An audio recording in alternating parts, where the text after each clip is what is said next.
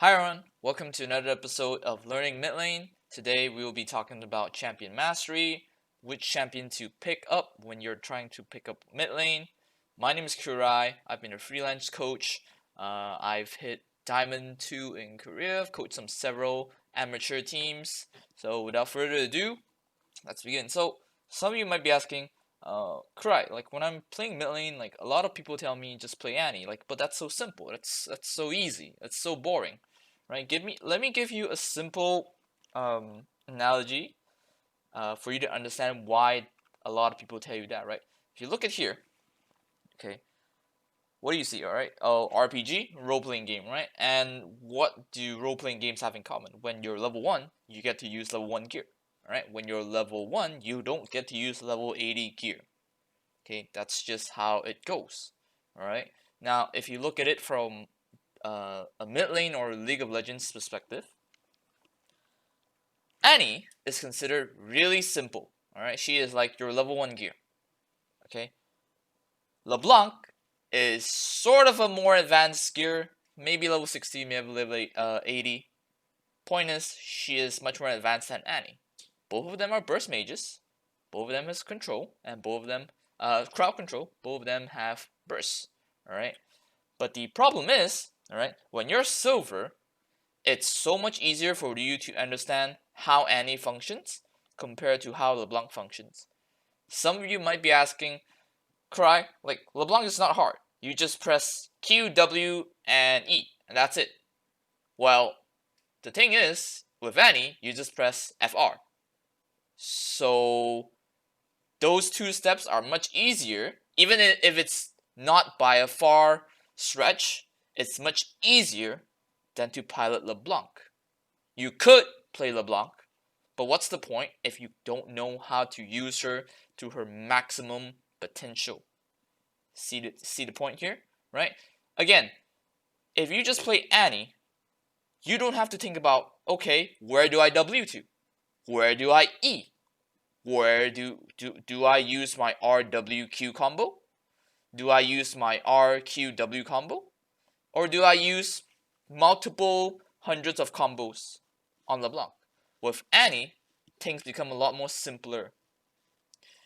A lot of things are simplified so that you don't have to think about what my champion does, and instead you could focus on how do I play this matchup and how do I win this lane, or at least stay even, right? This is what I see it in terms of the whole RPG of League of Legends, right?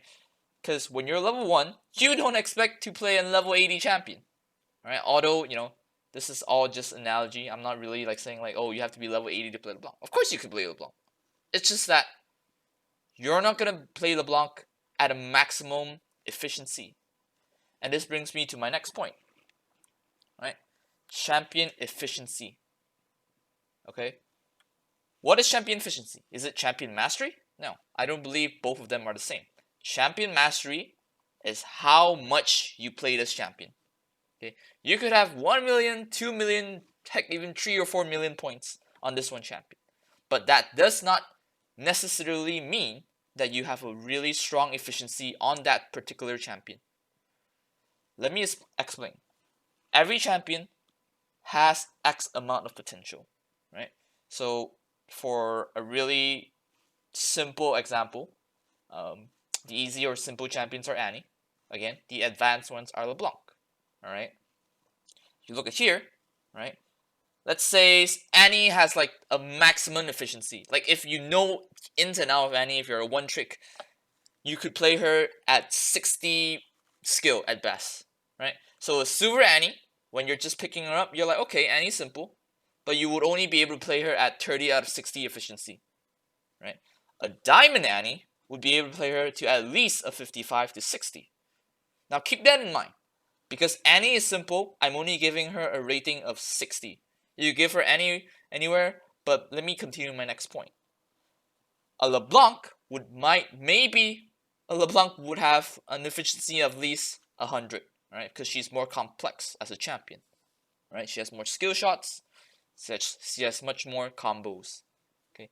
Now a silver LeBlanc, when you pick her up, again, you will only be able to go at maybe 30%. or 30 efficiency on this one champion. Okay. However, if you give it to a Diamond LeBlanc or maybe a LeBlanc one trick, high chances are they know how to use it to at least a 90 efficiency on this champion, because they know the ins and out of the champion, they know how much damage they do on this champion, they also know what combos are the most effective on that situation. Right?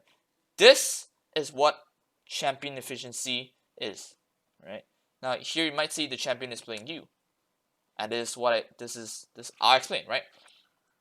When you're playing Annie, you are playing the champion. You are controlling the champion on what you want it to do. You want Annie to do, right? If you want a stun, you press W. If you want a R, you would press R, right? But when you play LeBlanc, sometimes it feels like the champion is playing you. What I mean by that is that when I get players who are around silver, gold, or sometimes even platinum, they play something that is really advanced.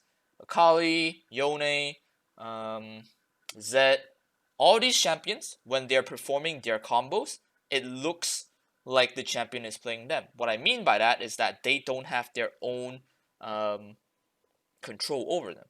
Think of it as, I remember this one LS video about him explaining it the proper way. Think about Pokemon, right?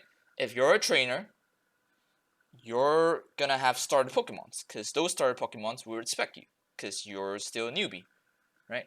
Now, if you have Charizard, the Pokemon, the Charizard's not gonna respect you, because you don't have enough gym badges to command it, right? Same thing, right? You could play LeBlanc, but LeBlanc is actually playing you, because the combos are there. You are not making the combos. Whereas as Annie, it's easy for you to control it, because the commands are simple. For LeBlanc, it's a bit more complex. Right? The point that I'm bringing is, simple champions are easy to play out. It's easy to learn. Complex champions take a bit more time. You need to have some stage of experience before going on a much more complex champion like LeBlanc. Right? So how do you actually grow your champion efficiency? How do you actually get better at it? And this brings me to the next point. And this is actually in a recent post as of this video in Reddit from Dopa. I'll link it down as reference down in the description. But basically, every champion has their concept. Every champion requires a certain amount of attention, right? Again, this is by Dopa. I don't want to take any credit of this, because he actually translated, and obviously the translations are done by their respective translators. But I just want to push it a bit further and give a more deeper insight onto this. So what are concepts, right? Concepts are basically just simple ideas formed into a action, into a pliable action, right? So for the most easiest to understand, level 2 all-ins, in mid lane, when you get 7 minions, you get level 2 first before the enemy, you go in. Level 6 power spikes is when you get level 6 before the enemy. These are all very simple to understand concepts, right? But when I go to a champion concept, let me ask you this. Hey, what is the strength of LeBlanc? Right? How would you answer this? What is the strength of an Akali? How do you answer this? Where are you strongest? Where do you think you have an advantage against the enemy? Now, some common answers might be, oh, when I have a kill over them. When I have an item over them, right? But you're skipping one part. How do you get one kill over them? How do you get one item over them? Where is the missing link? All right. So this is where champion concepts come in. A simple example that I can give to you is that I play a lot of Victor, so I know Victor in and out. Right. Before season 11 item changes, Victor, before getting his hex core and Rabadon's death cap, he is not a champion. He is difficult to play, right? So with that knowledge, I know his concept is that you have to just farm. You have to be really good at farming. You have to get at least 1300 gold every time you base, and you have an easy time as Victor, right? You don't want to look for early game fights because Victor's early game is not that great. He needs a lot of rotations of his skill to actually deal damage. But I know that after I get Rabadons, I want to be looking for fights. Okay. Every time I hit a really good recall timing, which is at least 1300, I want to base. Because think about it, my hex core, when hex core still existed, is 1k. Every hex core, well, the first one is 1100, the second one is 1000, 1150, 1000, then 850, right? And every Rabadon's component needlessly large rod, it's 1250, right? Hence, also, sometimes you get to buy a pink wart or sometimes boots, so at least 1300 would be your minimal recall timing. That's a concept on Victor that I know, right? Of course, it's not the same as every champion. The one Dopa gave was that as TF, as Twisted Fate, you want to base before hitting level 6. So you want to base at level 5. Because when you're level 5, and when you're about to go into level 6, you need to get items before you use your ult, so your ult will become much more effective. As well as the fact that if you're playing with Unsealed Spellbook, a keystone in League of Legends, you would have Ignite. So your level 6 power spike would be incredibly strong, leaving the enemy mid laner useless. This is one of the concepts that he gave. Alright, so again, these are all champion concepts. If you understand a champion, and if you understand their concept, I promise you, you will definitely get so much better on this champion and you'll get a lot more wins. Right? So what is attention theory then? Now, according to Dopa, I agree with this theory a lot actually, is that every player has, let's say, a set amount of 100 attention, maybe more, right? And if you play something like a really complex champion, you spend at least 50 or more trying to learn that champion, right? And then you only have 50 left to focus on your lane, to focus on your side lanes, to focus on your jungles, jungle ganks, items, all that stuff. It's hard for you to actually put all your attention when you're trying to learn a really complex champion. Hence why I said when you're playing Annie, you don't have to put a lot of attention there, because Annie's simple. You don't have to focus a lot on Annie.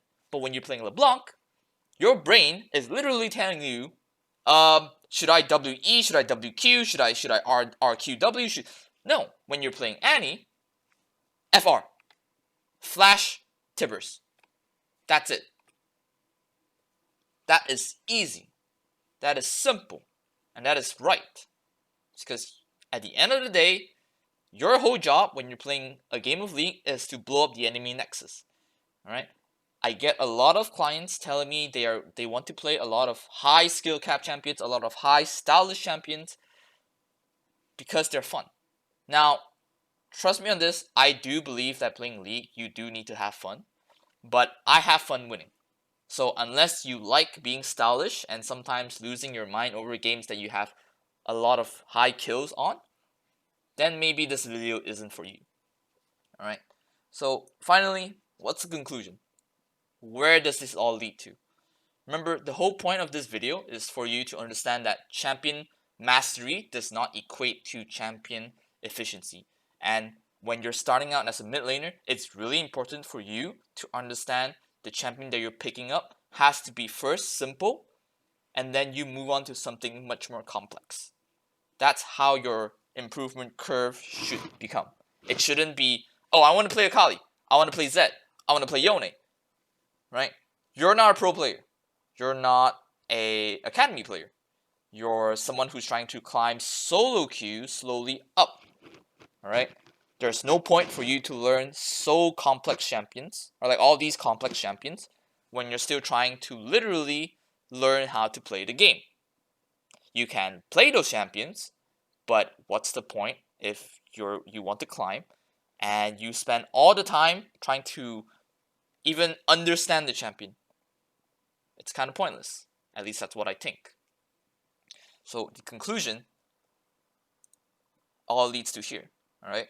I always remember this Korean proverb for League is that more frequent flashy plays will make you into a star player. However, less frequent mistakes will make you the zenith. Meaning that you could be stylish all you want. You could be, budget faker. You could make like 1v5 outplays, all you want. All right.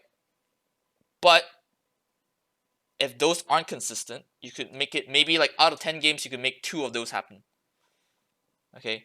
It's just going to make you the star player. Fine. Like star players come and go all the time. But if you have less frequent mistakes, if you don't mess up ganks, or like if you don't mess up dying to ganks, you don't mess up your combos, because again, combos, when you understand they're easy, you can perform them more. When you don't mess up your item builds, when you understand that champion, it will definitely make you the zenith of the team. All right. Secondly, play less. All right. Being a player for about several years now, being a coach for a couple, I can definitely tell you that there's no point in grinding, spamming games. Your attention span, you can only have so much attention span. There's no way that you can play 7 hours in a row without your brain booming. That's just how humans work. Okay. However, what you could do is that you could play 3 hours and you take a break. And when you're taking a break, go look for something to read on. Go look for a VOD. Go look for a coaching session. Go talk to someone who has much more insight about the champion than you do.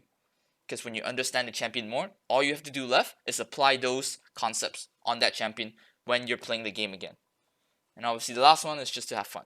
Because honestly, I know this sounds really cringe, sounds really awkward, but at the end of the day, League is still a game. Unless you're playing for Worlds, Finals, whatever, you still gotta have fun in solo queue. Okay, and winning to me is fun. That's how I have fun. I like winning. I like to get better than the enemy. I like to beat him at his own game. That's how I have fun. For you, I'm not sure. I don't know you yet. Alright? And yes, that will be the end of this video. It's a bit lengthy. I actually wanted to be shorter, but hey, if you guys have any questions, please leave it in the comments down below. I will try to answer all of them. And I wish you the best of luck, and I will see you in the next video. Bye.